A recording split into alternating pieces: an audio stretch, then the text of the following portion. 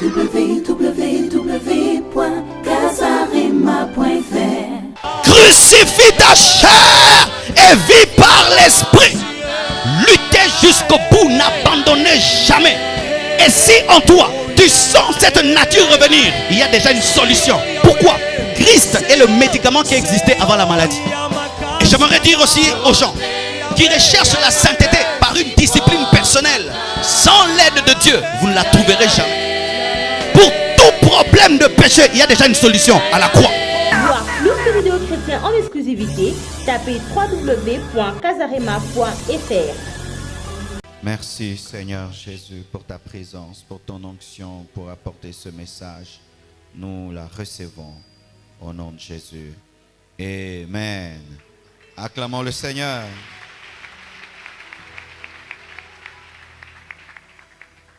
Nous sommes debout, nous allons lire la parole de Dieu. Et nous sommes dans notre culte de sanctification. Et aujourd'hui, je vais enseigner sur la sanctification. Amen. Avant de parler des ramifications de la sanctification, je vais d'abord enseigner qu'est-ce qu'est la sanctification elle-même. Ensuite, je parlerai de la ramification de la sanctification. Amen. Nous sommes dans Matthieu 6, verset 33. Matthieu 6, 33. Un verset très connu. Vous y êtes. Matthieu 6, 33. 1, 2, 3. Allons-y. Cherchez premièrement le royaume et la justice de Dieu, et toutes ces choses vous seront données par-dessus. Hébreux 12, verset 14. Hébreux 12, verset 14. Vous y êtes? Hébreux 12, 14. 1, 2, 3. Allons-y. Recherchez la paix avec tous et la sanctification, sans laquelle personne ne verra le Seigneur. Nous lisons Romains 4, verset 11. Romains 4, verset 11. Vous y êtes? 1, 2, 3. Et il reçut le signe de la circoncision comme sceau de la justice qu'il avait obtenu par la foi quand il était incirconcis, afin d'être le père de tous les incirconcis qui croient, pour que la justice leur soit aussi imputée. Amen. Nous lisons Romains 7, 14 à 25. Romains 7, 14 à 25. Vous y êtes? Romains 7, 14 à 25. 1, 2, 3. Allons-y. Nous savons en effet que la loi est spirituelle, mais moi je suis charnel, vendu au péché, car je ne sais pas ce que je fais. Je ne fais point ce que je veux, et je fais ce que je hais. Or, si je fais ce que je ne veux pas, je reconnais par là que la loi est bonne. Et maintenant, ce n'est plus moi qui le fais, mais c'est le péché qui habite en moi. Ce qui est bon, je le sais, n'habite pas en moi, c'est-à-dire dans ma chair. J'ai la volonté, mais non le pouvoir de faire le bien, car je ne fais pas le bien que je veux, et je fais le mal que je ne veux pas. Et si je fais ce que je ne veux pas, ce n'est plus moi qui le fais, c'est le péché qui habite en moi. Je trouve donc en moi cette loi. Quand je veux faire le bien, le mal est attaché à moi. Quand je prends plaisir à la loi de Dieu, selon l'homme intérieur, mais je vois dans mes membres une autre loi qui lutte contre la loi de mon entendement et qui me rend captif de la loi du péché qui est dans mes membres. Misérable que je suis, qui me délivrera de ce corps de mort? Grâce soit rendue à Dieu par Jésus-Christ notre Seigneur.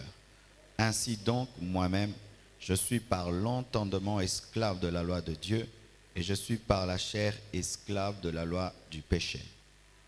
Nous clôturons avec Luc 5, verset 24. Luc 5, verset 24. Vous y êtes? Luc 5, 24. Vous y êtes? 1, 2, 3. Or, afin que vous sachiez que le Fils de l'homme a sur la terre le pouvoir de pardonner les péchés, je te l'ordonne, dit-il au paralytique, lève-toi, prends ton lit et va dans ta maison. Acclamons la parole du Seigneur.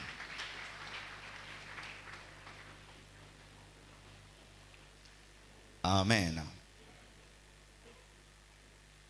Nous sommes là ce matin pour parler de la sanctification.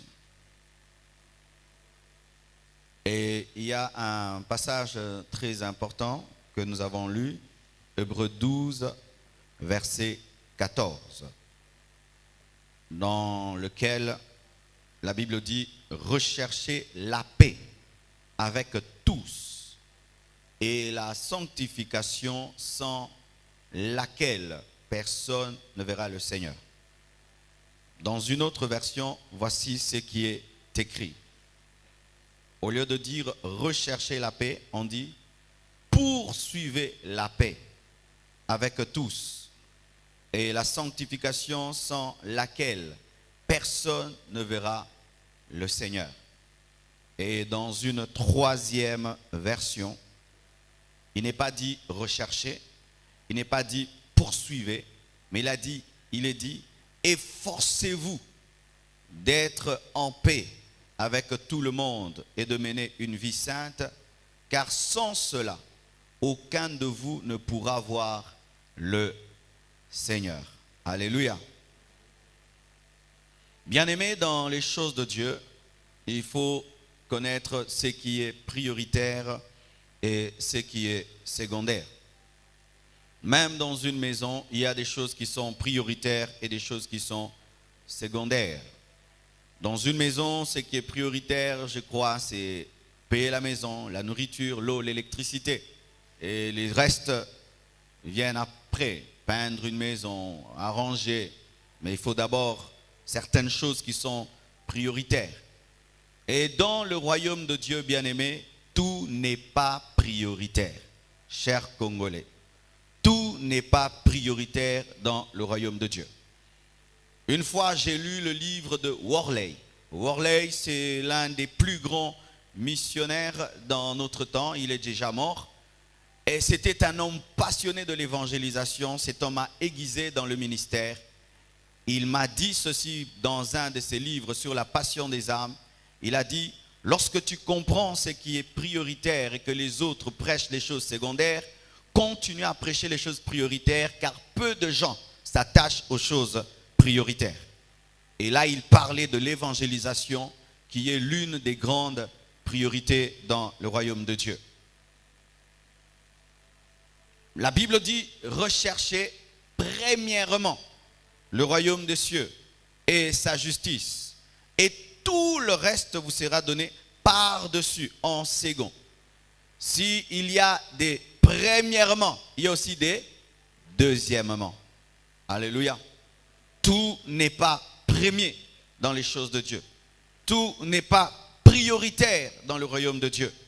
Il y a des choses qui sont prioritaires et il y a des choses qui sont secondaires dans cette Bible, dans le plan de Dieu dans ta vie. Et si tu ne comprends pas cela, bien-aimé, tu vas tomber dans le piège du diable.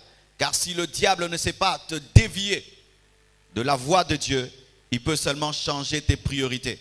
Et il t'a perturbé. Alléluia. Il te laisse dans les choses de Dieu, mais il renverse seulement les priorités. Ce qui est premier devient deuxième, et ce qui est deuxième devient premier. Et c'est ça l'un des grands pièges du diable, changer les priorités des chrétiens, changer les priorités des serviteurs de Dieu.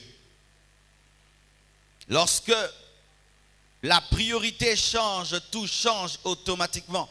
C'est comme si tu mets la charrue avant le bœuf et automatiquement il y a blocage car le bœuf ne peut plus pousser la charrue. Il faut que le bœuf soit avant la charrue pour qu'il y ait mouvement. Et lorsque nous plaçons les choses secondaires en premier dans nos vies, tout est bloqué automatiquement. Recherchez premièrement le royaume des cieux et sa justice. Et le reste, Dieu sait que nous avons besoin du reste, mais le reste suit ce qui vient avant.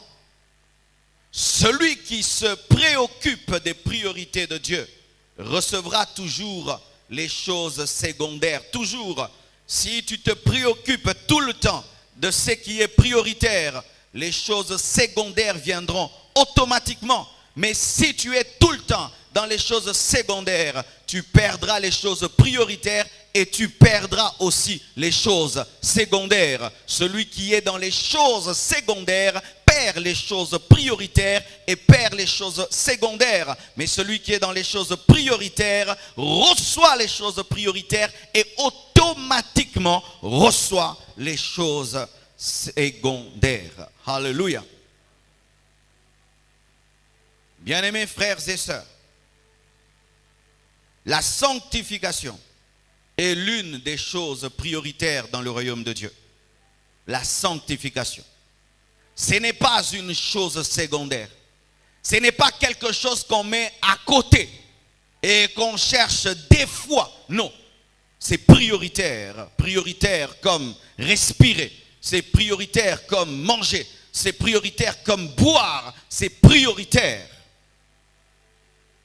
Comme l'évangélisation, l'adoration, la prière, la sanctification. Entrons en profondeur. Dans la sanctification, il y a deux dimensions. Il y a la sainteté pratique et il y a la sainteté positionnelle. Il y a la sainteté de position et il y a la sainteté pratique. Vous allez lire dans la Bible dit vous êtes saints. Mais la même Bible dit recherchez la sainteté. Est-ce que la Bible se contredit? La Bible dit que tu es saint. Mais la même Bible dit recherche la sainteté. Comment est-ce que je peux chercher ce que j'ai déjà? Alléluia. Et lorsque vous lisez la Bible dans Hébreux 12 verset 14, on parle de la recherche de la sainteté. Mais lorsque vous lisez Romains, que nous avons lu, Romains 4 verset 11, on parle de l'imputation de la sainteté. Est-ce qu'il y a contradiction? Sachez ceci, bien-aimés, qu'il y a une sainteté qui est un cadeau et il y a une autre sainteté qui est une recherche. Il y a une sainteté qui est un don, mais il y a une autre sainteté qui est un prix que tu payes. Il y a une sainteté que tu ne cherches pas et il y a une autre sainteté que tu cherches. Il y a une sainteté qui vient vers toi et il y a une autre, tu dois aller vers elle. Et beaucoup de chrétiens n'arrivent pas à se sanctifier parce qu'ils ne maîtrisent pas les deux dimensions de sainteté. La sainteté de position et la sainteté pratique. Qu'est-ce qui vient avant? Est-ce que c'est la sainteté de position ou la sainteté pratique? Ou c'est la sainteté pratique qui vient avant la sainteté de position? Une chose aussi très très importante. La sainteté de position, c'est la sainteté que tu as par la foi. Lorsque tu crois en Jésus, tu es saint. Lorsque tu donnes ta vie à Jésus, automatiquement Dieu te déclare saint. Il t'impute la sainteté. Comme Abraham a été déclaré juste alors qu'il était incirconcis. Alléluia. Incirconcis, reçoit la sainteté. Non pas pour ses œuvres, mais pour sa foi. Il y a une sainteté que Dieu te donne sans que tu puisses pratiquer une bonne œuvre. C'est la sainteté de position, la sainteté de la foi. Mais il y a la deuxième sainteté qui n'est pas la sainteté de la foi, qui est la sainteté dans tes œuvres, qui est la sainteté pratique. Qu'est-ce qui vient avant? C'est la sainteté de position qui vient avant la sainteté pratique parce qu'il faut d'abord être saint pour être saint. Il faut que tu reçoives la sainteté de position par la foi, ensuite que tu défendes cette sainteté par tes œuvres. La sainteté de position te donne la nature de sainteté et la sainteté pratique te permet de démontrer sur la terre la sainteté que tu as déjà. La sainteté de position est céleste, la sainteté pratique est terrestre. Je répète, la sainteté de position est céleste. C'est-à-dire que Dieu te considère comme étant saint par ta position au ciel en Jésus par la foi. Mais tu dois démontrer cette sainteté dans tes œuvres, dans tes paroles, dans tes actions sur la terre. C'est la deuxième sainteté qui est la sainteté pratique. Écoutez maintenant. Tu ne peux avoir une sainteté sans avoir l'autre. Quiconque a une sainteté de position doit avoir une sainteté pratique. Et quiconque recherche une sainteté pratique sans avoir une sainteté de position ne peut l'avoir. La sainteté de position se démontre par la sainteté pratique. Et la sainteté pratique a besoin de la sainteté de position pour avoir la force. Vous comprenez ce que je dis? Alléluia.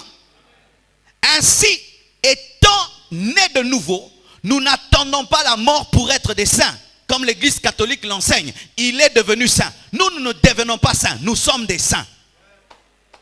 Tu es saint. Tu es saint. Vous êtes des saints. Mais les gens disent, non, je ne suis pas parfait. Nul n'est parfait, je ne suis pas saint.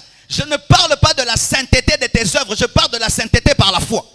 Dans la dimension de la foi, nous sommes des saints. Mais dans la dimension des œuvres, nous tendons vers la perfection. Lorsque la Bible te déclare saint, ce n'est pas dans tes œuvres, c'est par la foi. Mais la Bible te révèle qui tu es pour que tu cherches à l'être. La foi en Jésus te donne la sainteté sans que tu puisses faire une œuvre. C'est ainsi que nous sommes sauvés par grâce. Si la sainteté pratique vient avant la sainteté de position, nous sommes sauvés par les œuvres. C'est ainsi que Dieu nous sauve tous par la foi pour que personne ne dise qu'il est allé au ciel par ses efforts. Est-ce que vous comprenez ce que je dis? Abraham a été déclaré saint par la foi. Non pas parce qu'il a fait une bonne œuvre, parce qu'il a cru en Dieu. Et toi, tu es saint. Pas le jour que tu as abandonné le péché, le jour que tu as reçu Jésus. Le jour que tu as cru en Jésus, automatiquement, l'obéissance et la sainteté de Jésus t'ont été données. Mais où? Au ciel. Parce que tu es assis sur ta chaise, mais tu es d'abord assis au ciel. Là-bas, tu es saint. Mais sur la terre, le péché te combat. Comment maintenant mettre ensemble la sainteté de position et la sainteté pratique? C'est ça le dilemme des chrétiens.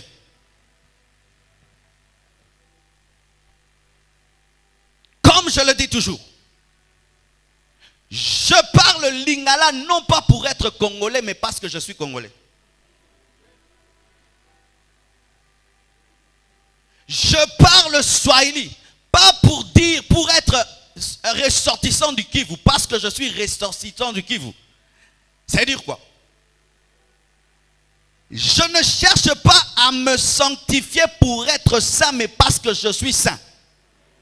Ma nature est une nature de sainteté, déjà avant que je puisse me sanctifier. Avant que le lion ne rugisse, il est déjà lion. Alléluia.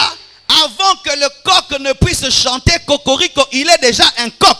Mais quand il dit cocorico, on dit il est véritablement un coq.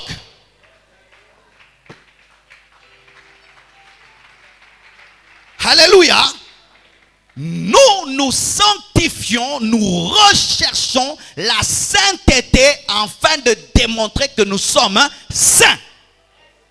Mais pas pour être saints. Car si nous recherchons la sainteté pour être saints, sans être déjà saints, nous sommes sauvés par les œuvres. Écoute ceci. S'il n'y a pas une sainteté de position et il n'y a qu'une sainteté pratique, personne n'entrera au ciel parce que même le jour de l'enlèvement, tu ne seras pas parfait. Qui ici sera parfait? Personne. La seule chose qui nous permettra d'être enlevés, c'est la sainteté de position démontrée par la sainteté pratique. Mais si il n'y a pas combinaison entre la sainteté pratique et la sainteté de position, personne n'est sauvé. Car Il y a des gens qui ont vécu dans le temps de la loi qui craignaient Dieu plus que toi. Il y a des hommes comme Samuel qui ont craint Dieu plus que toi. Est-ce que vous comprenez ce que je dis? Ça veut dire ceci. À la fois, tu es attaché à ta discipline, tu dois t'attacher à ta foi. Exemple. Jésus est la bouée que Dieu a lancée dans l'océan du monde, afin que quiconque prend Jésus soit sauvé de la noyade. Si tu comptes sur la natation, tu mourras. Mais ta part, c'est aussi saisir le bouée. La bouée. Tu n'es pas sauvé par la natation, mais tu es sauvé aussi en tenant la bouée. La bouée fait tout le travail, mais toi, ta part, c'est de tenir. Jésus te sanctifie, mais ta part, c'est faire l'effort d'être attaché à lui. Car la bouée peut être disponible, mais toi, tu ne la tiens pas et tu meurs. C'est ainsi qu'il y a des chrétiens saints de position qui iront en enfer parce que sur la terre, ils n'ont pas démontré leur sainteté. La bouée était là, mais ils ne l'ont pas tenue.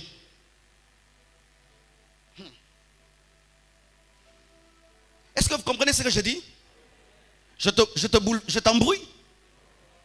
Non? Écoutez. Les gens qui aiment la loi aiment qu'on leur dise obéis, obéis, et tu seras sauvé. Et les gens qui sont dans la super grâce disent crois, crois, ça suffit. Mais l'équilibre c'est quoi? Crois et obéis. Mais crois d'abord, obéis ensuite. Si tu viens avec l'obéissance sans la foi, tu es légaliste. Et si tu viens avec la foi sans les œuvres, tu es charnel.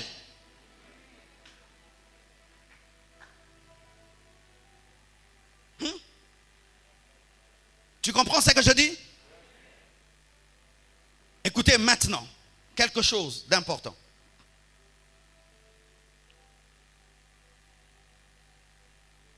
La Bible dit ceci.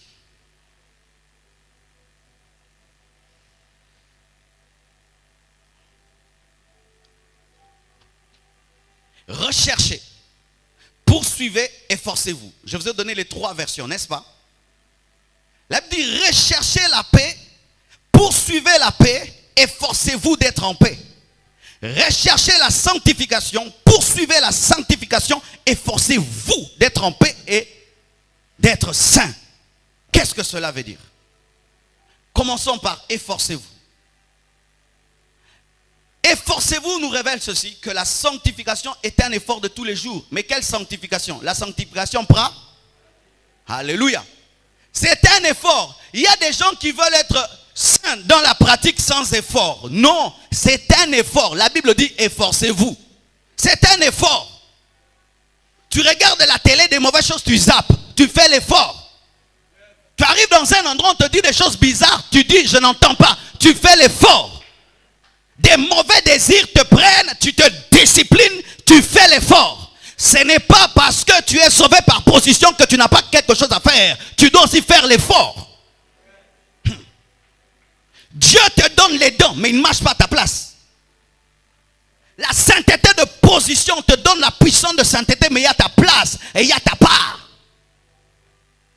L'effort. Beaucoup de gens ne se sanctifient pas parce qu'ils ne font pas l'effort de vivre dans la sainteté. C'est une guerre, c'est une bataille. La Bible dit même, certains au milieu de vous n'ont pas encore combattu le péché jusqu'au sang. C'est un effort. La sanctification, c'est un effort. Ainsi, un homme qui vit dans la sainteté dit, je m'efforce. Je m'efforce à ne pas pécher. Je m'efforce à ne pas tomber dans la tentation. Je fais l'effort. Lorsque vous entendez 16 ans de ministère, je n'ai pas fait des bêtises, j'ai fait des efforts. Ce n'est pas seulement la grâce, non, c'est aussi des efforts.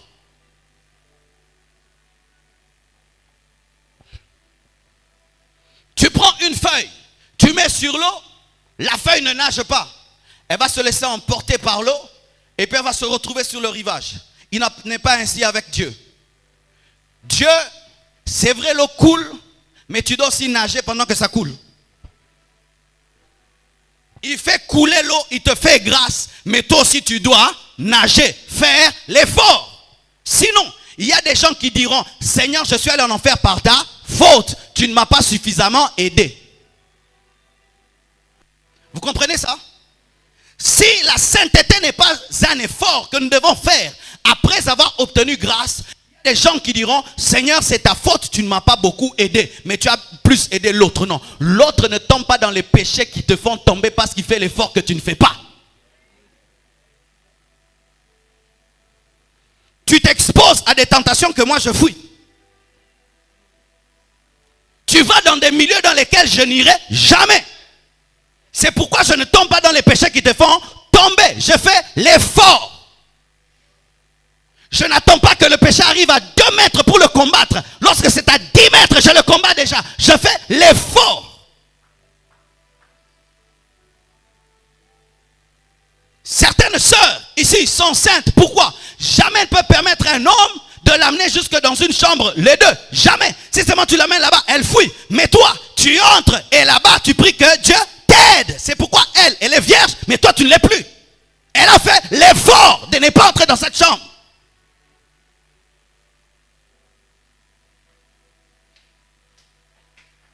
Efforcez-vous.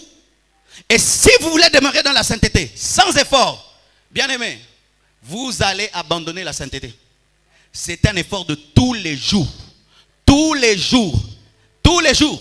Le péché que tu as vaincu aujourd'hui, demain te cherchera encore. Il ne va pas te dire, non, tu m'as trop vaincu, je te laisse tranquille. Non, la Bible dit que lorsque même le diable est venu tenter Jésus, il s'en alla en attendant une occasion favorable. Si pour Jésus, il a fait, et alors pour toi?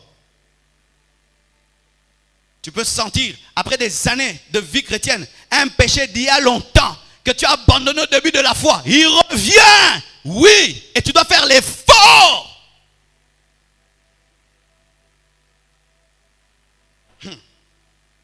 Écoutez encore. La Bible dit poursuivez. C'est-à-dire quoi? Continuez à suivre la sanctification. Ne vous arrêtez pas en chemin. Ne retournez pas dans la boue du passé. Persévérez dans la sanctification. Allez jusqu'au bout. Alléluia. La Bible dit efforcez-vous. Mais la Bible dit aussi poursuivez. Pourquoi? Parce qu'il est possible de commencer et puis de s'arrêter. Il est possible de se fatiguer de vivre dans la sainteté. Oui.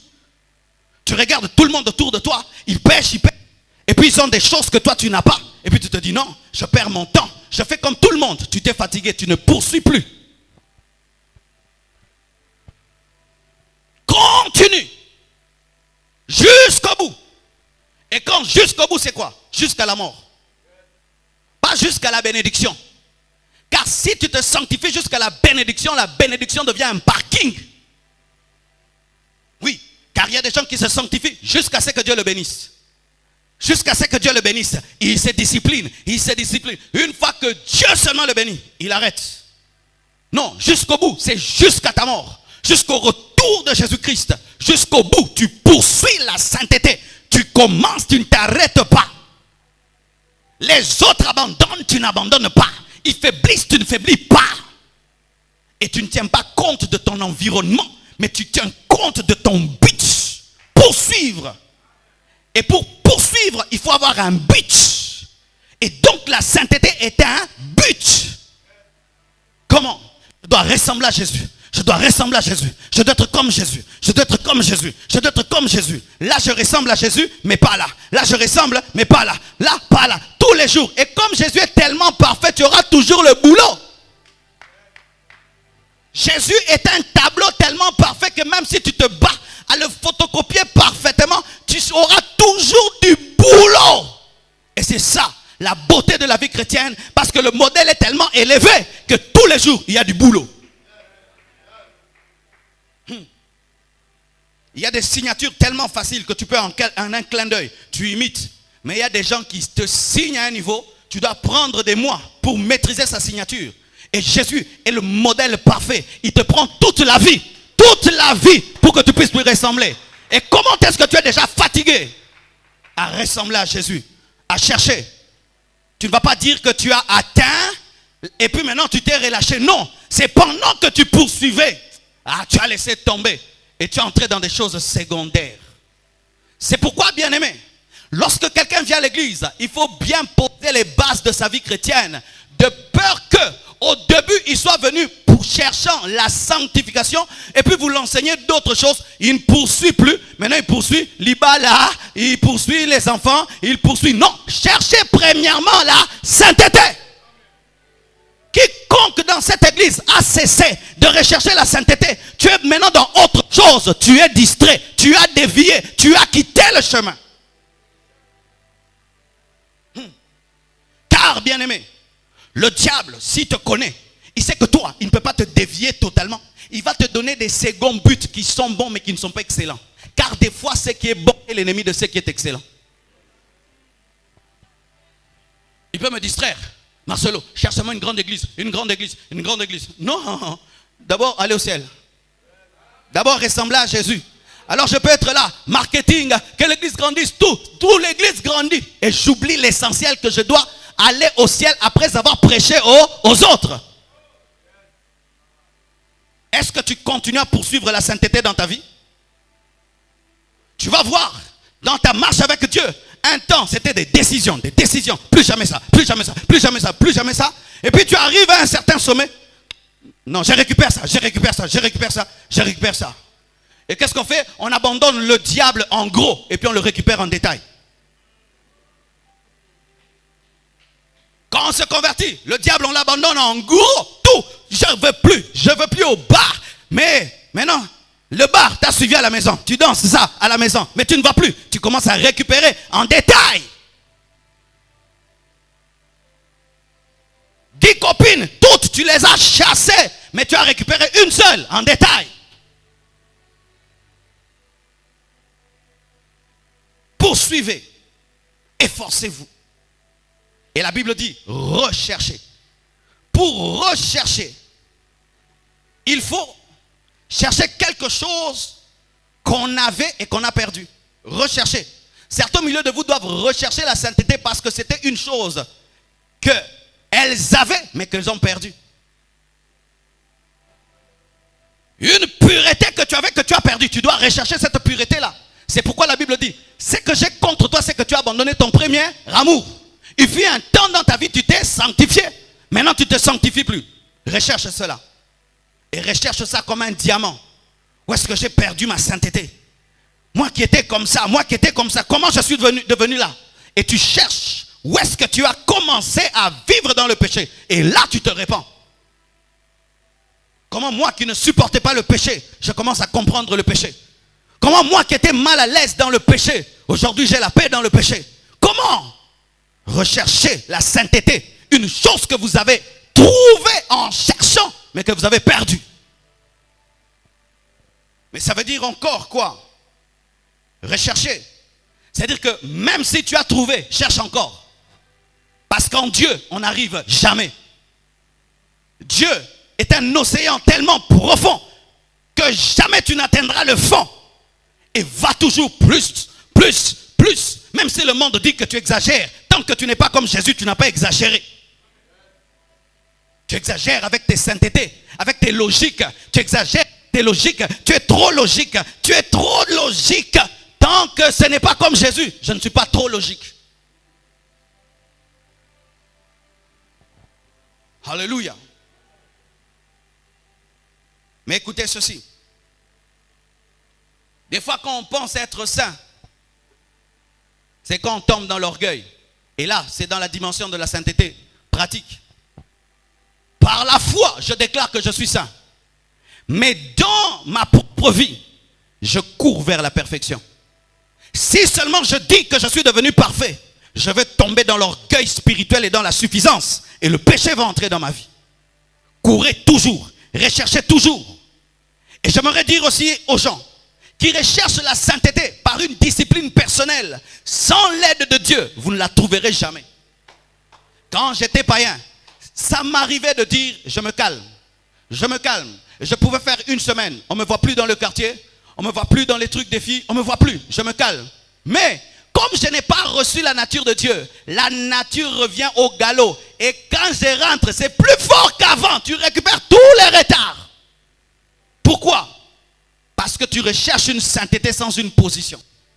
Il faut d'abord la foi qui te donne la nature. Ensuite, la discipline. Vous comprenez ce que je dis? Alléluia. Maintenant, écoutez ceci. Souvent, ce verset a été mal interprété. La Bible dit ceci. Recherchez la paix avec tous et la sanctification sans laquelle personne ne verra le Seigneur. Faisons une étude du français. Il y a deux choses, la paix avec tous et la sanctification. Et on dit sans laquelle personne ne verra Dieu. Normalement, il fallait dire recherchez la paix avec tous et la sanctification sans lesquelles, pluriel, personne ne verra Dieu, parce qu'il s'agit de deux choses. Mais comment est-ce qu'on parle de deux choses, mais on dit sans laquelle? Parce que c'est la dernière qui est sans laquelle personne ne verra Dieu, pas la première. Parce que même Jésus-Christ n'était pas en paix avec tous.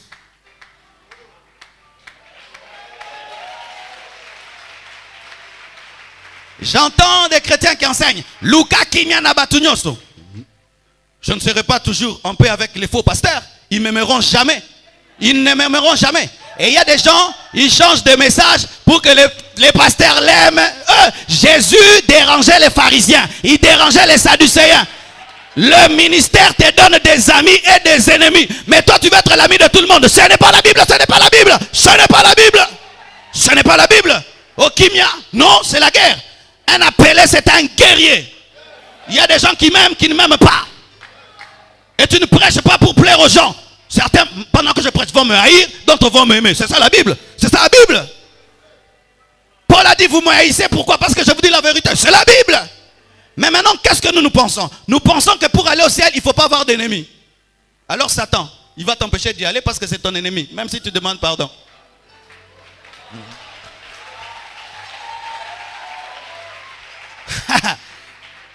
Oh, pardonne-moi, je veux la paix pour que j'aille au ciel. Non, la Bible dit, autant que cela dépend de vous, toi tu fais l'effort. Je viens près de toi, pardonne-moi. Tu refuses de me pardonner. Oh, moi je vais au ciel, hein. Moi je te salue, tu n'aimes pas me saluer. Ah, je vais au ciel. Tu réussis dans la vie, quelqu'un est jaloux de toi, tu vas aller en enfer. Parce qu'il y a des gens qui sont tes ennemis pour rien. Parce que tu réussis, il est fâché. Parce que tu ris, il est fâché. Parce que tu achètes, il est fâché. Maintenant, moi je vais aller en enfer parce que toi, tu es jaloux de moi. Parce que toi, non, bien aimé. La paix avec tous, tu fais l'effort de l'avoir. Mais même si tu l'as en partie, il faut chercher une sanctification totale.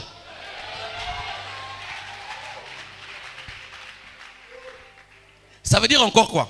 Que les problèmes ne viennent pas de ta méchanceté. Autant que cela dépend de toi. Toi, pardonne à tous ceux qui t'ont fait le mal. Mais s'il y a des gens qui refusent de te pardonner, toi, tu laves les mains devant Dieu. Quand Jésus est mort, il était crucifié par qui? Par des ennemis. Mais ça l'a permis de voir Dieu. Donc, ce verset, nous devons bien l'interpréter.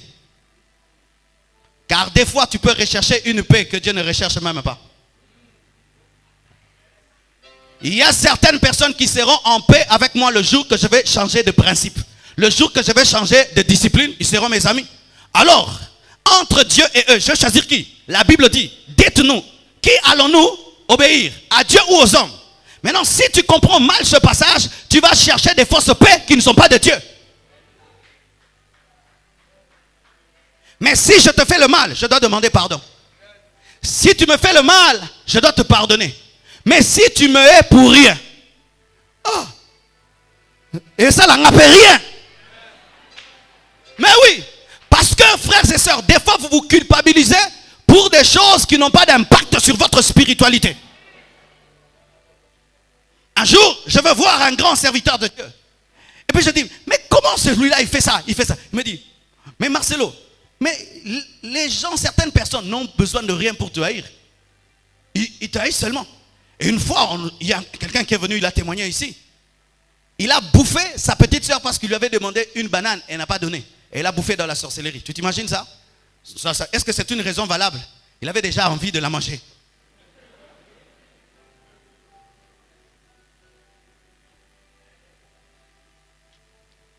Vous avez compris cela? Maintenant.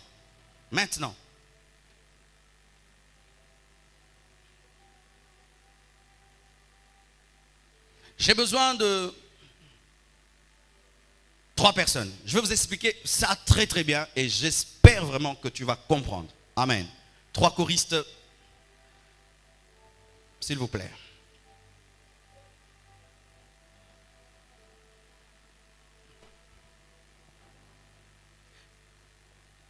Frère Dan va faire comme ça. Il a la croix. Lui, c'est la croix. Lui, c'est le péché. Lui, c'est les péchés. Suivez. La croix. Le péché, les péchés. On a lu ça dans Romains. Il dit, le péché habite en moi. Le bien que je veux faire, je ne sais pas le faire. Et le mal que je ne veux pas faire, je le fais. Mais quand je fais le mal que je ne veux pas faire, je sens moi une loi qui est opposée à ce mal, mais je n'ai pas la force d'arrêter. C'est un principe du péché. Le principe du péché, c'est vouloir sans avoir la force. C'est désirer être saint, mais sans avoir le pouvoir. Et voici, la croix vient comme une solution, mais pour qu'elle soit une solution, tu dois comprendre la différence entre ces deux choses. Le péché est une nature, les péchés sont des actions. Le péché engendre les péchés. Et le péché n'a pas besoin d'être pardonné, il a besoin d'être tué. Et ce sont les péchés qui doivent être pardonnés. C'est pourquoi quand il s'agit des péchés, on dit que pour que vous sachiez que le Fils de l'homme a le pouvoir de pardonner les péchés au pluriel. Mais quand il s'agit du péché, on parle de la croix. La solution de la nature pécheresse n'est pas le pardon, mais c'est la mort. Mais la solution des œuvres venant de la nature pécheresse, c'est le pardon.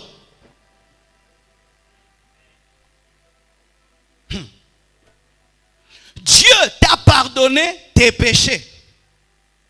Mais pour ce qui est de ta nature, malgré que tu pries, il y a une lutte. Le seul endroit où cette nature ne va pas bouger, c'est la croix. Si tu enlèves le péché de la croix, tu redeviens païen. Okomo Kansamboa, Akati, Singa. On m'a interdit ça de parler en lingala. Tu deviens comme un chien qui a coupé la corde. Les Antillais, ils me crient grave, ils me gueulent même. Ils disent, non pasteur, ton lingala là, on n'aime pas. Alors qu'est-ce qui arrive?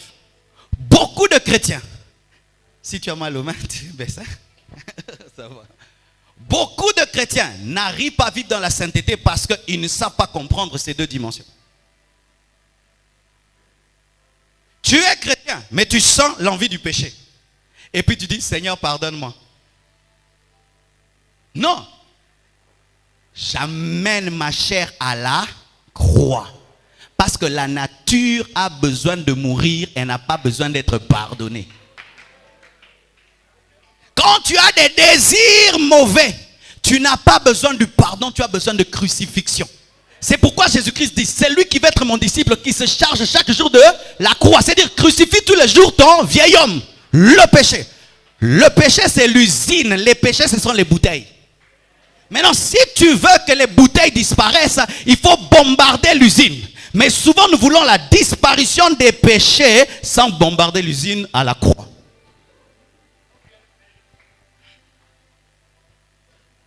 Voici. Tu vas remarquer que quand tu t'es converti au début de la foi, tu avais vite abandonné beaucoup de choses et tu avais vite changé, n'est-ce pas? Mais tu n'étais pas entré en retraite, tu n'avais pas suivi un grand séminaire. Qu'est-ce qui se fait que, au début de ta foi, tu as eu une grande transformation? Mais maintenant que tu as fait des années dans le Seigneur, il y a des petits défauts là, des rien du tout, mais qui tardent de partir. Tu sais pourquoi? Tu ne connaissais pas beaucoup. C'est pourquoi tu croyais beaucoup. Quand tu es venu à Dieu, tu ne croyais même pas que toi tu peux craindre Dieu. Seigneur, sauve-moi, change-moi, change-moi. Du coup, la croix est entré en toi et a crucifié la chair. Et du coup, tous les péchés que tu faisais, tu n'arrives plus à les faire. Mais maintenant, quand tu es devenu connaisseur des choses de Dieu, maintenant tu n'as plus besoin de la croix. Maintenant, tu comptes sur tes propres disciplines. C'est pourquoi les péchés surgissent.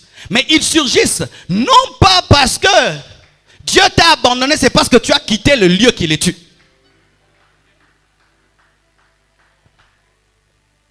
Est-ce que je peux m'enorgueillir de la mort de quelqu'un? Mais chaque fois que nous sommes des orgueils spirituels, nous quittons la croix parce que comment est-ce que tu peux t'enorgueillir de la mort de quelqu'un? Quiconque demeure dans l'humilité est crucifié. Et quiconque entre dans l'orgueil quitte la croix. C'est ainsi que les orgueils spirituels abandonnent. Mais ceux qui disent, Seigneur, aide-moi encore aujourd'hui, aide-moi encore aujourd'hui. La croix travaille en eux et l'usine est anéantie tous les jours. Parce que l'usine du péché ressuscite chaque matin. C'est pourquoi il faut toujours crucifier ça. C'est comme des gens qui sont diabétiques. Tous les jours, il faut l'insuline ou bien insuline. Donc, c'est-à-dire que tu es en bonne santé, mais tous les jours, il faut tuer ça. De la même manière avec la chair. Tous les jours. Même si tu fais 50 ans dans le Seigneur, le jour que tu enlèves la croix, ebimi, omi kamo yote. Esaïo. Parce que les péchés sont la manifestation de la chair. Et la chair est rebelle. C'est pourquoi quand tu veux prier, tu sens, elle ne veut pas. Tu veux craindre Dieu, elle ne veut pas. Quand tu demeures dans la sainteté longtemps, la chair commence à se fâcher. Il faut tout le temps dompter la chair. Et la seule chose qui dompte la chair, c'est la croix. C'est l'œuvre de quelqu'un d'autre. Ainsi, il y a un homme qui m'a aidé, Watchman Nee. Watchman Nee, c'est l'un des grands enseignants de la parole de notre temps. Lui aussi est mort, c'est un Chinois. Il a dit ceci, que la dimension de la sainteté exige une comptabilité. Tu dois te compter comme mort pour être mort. C'est-à-dire quoi? Lorsque Jésus est mort à la croix, tu n'étais pas là. Toi, tu es venu après l'œuvre de la croix. Mais comment est-ce qu'une chose qui s'est faite avant que tu ne sois peut t'attraper? Tu dois croire que tu étais là quand ça se faisait. Tu dois te compter comme mort. Où? À la croix. Mais je n'étais pas là. Parce que c'est à la croix que Jésus-Christ a crucifié la chair et ses désirs. Mais tu n'étais pas là. Mais tu étais là. Donc tu dois faire un retour.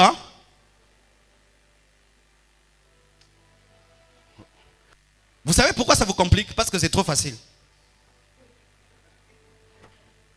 Oui.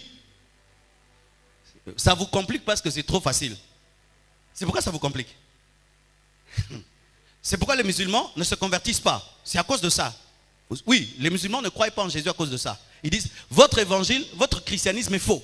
Comment vous tous là, vous êtes des paresseux? Vous vous attendez seulement au sacrifice d'un seul pour vous sauver. Nous, chacun de nous meurt pour lui-même. C'est pourquoi ils ne comprennent pas ce que je suis en train d'enseigner.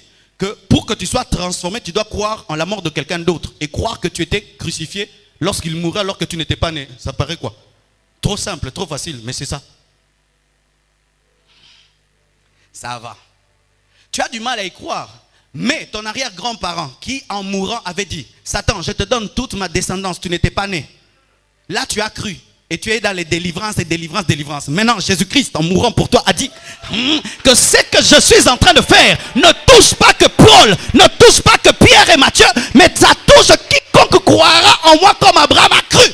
Et ainsi, la justice de Jésus t'est imputée.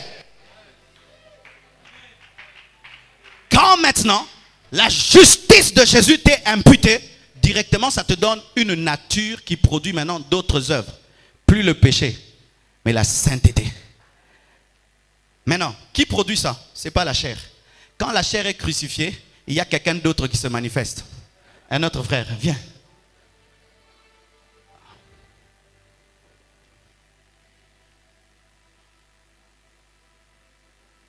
Le nouvel homme se manifeste. Et ainsi, lui, il ne produit pas les péchés. Il produit les bonnes œuvres. La douceur, la joie, l'amour, la tempérance, la sincérité, la pureté, la vérité. Maintenant, lorsque lui, il produit ses bonnes œuvres et qu'il est en place, et c'est Christ qui est dégagé, Lui, le combat. La chair, le combat. C'est pourquoi tu sens en toi la lutte entre ton ancienne vie et ta nouvelle vie. Tu vas dans une fête, tu vas bêter musique, bloqué. Ça aussi, je dois interpréter en français. J'avais abandonné ces choses.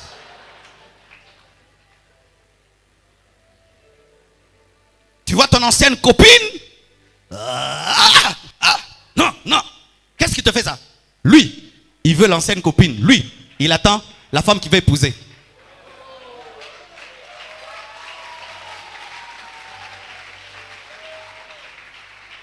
Et maintenant, ils sont en guerre. Frère, viens là-bas. Tiens là-bas. Non, toi, tu restes là-bas. Je vais t'aider. Va là-bas. Tiens ses mains. Non, tourne-toi comme ça. Et qu'est-ce qui se passe? Tous les jours, nous sommes tiraillés. Les anges, le Saint-Esprit font tout pour que le nouvel homme croisse. Et tous les jours, les démons, le diable, travaillent pour que la chair croisse. Et qu'est-ce qui se passe? La parole, le Saint-Esprit, l'onction, toutes ces choses viennent ramener la chair à la croix afin que l'Esprit se manifeste.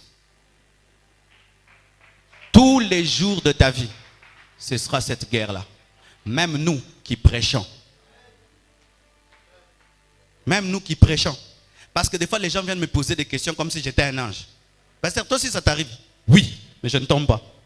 Jésus était tenté en toutes choses. Un jour, une sœur est venue dans mon bureau. Pasteur, je t'aime. Oh. J'ai dit, binondé. J'ai dit, Peter! Elle dit, pasteur, tu cries. Oui, tu veux me violer. Peter! La Bible dit que si on veut te violer, tu cries pas, tu es consentant. Même les hommes devaient crier. Peter, c'est mes frères qui étaient à ma sécurité. Et il entre. Quoi?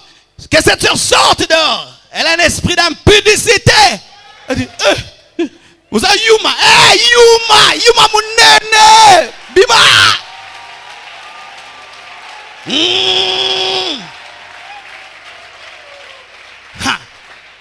Lorsque la femme de Potiphar a tenu les vêtements de Joseph, il avait senti quelque chose ou pas? C'est pas parce que tu sens que tu dois tomber.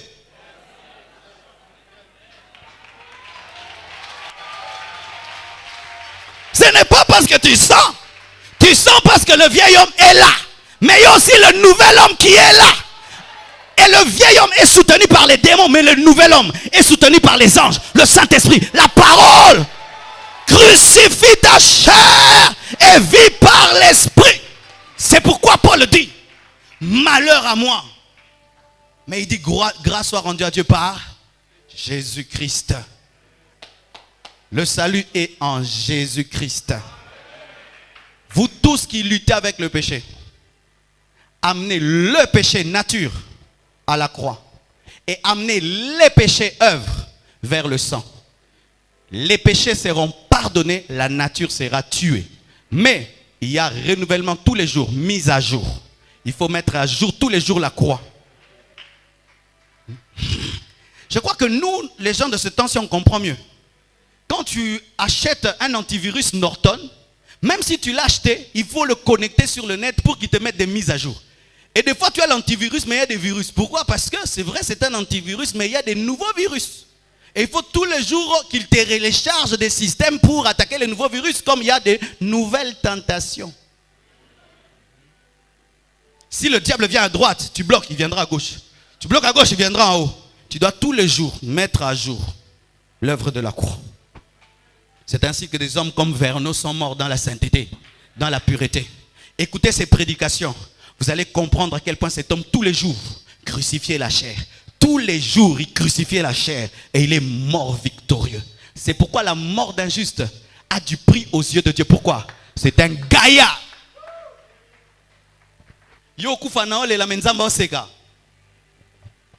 Toutes ces tentations qui te cherchent tout le temps, jusqu'à ta mort. Tu ne tombes pas. Gaïa. Donc il faut couvrir au bout de la longue.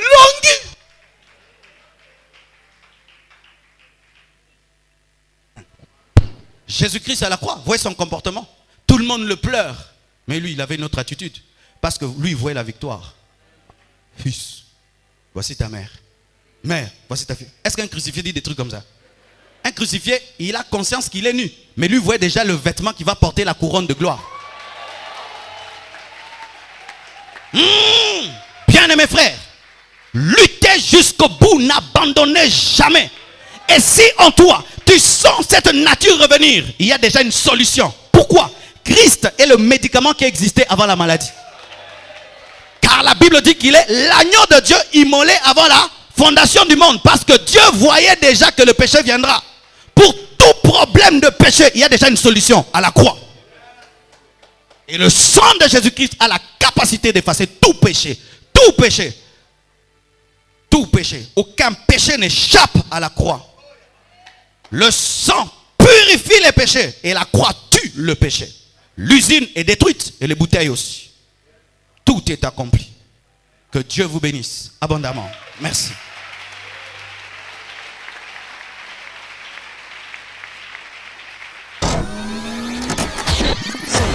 www.casarima.fr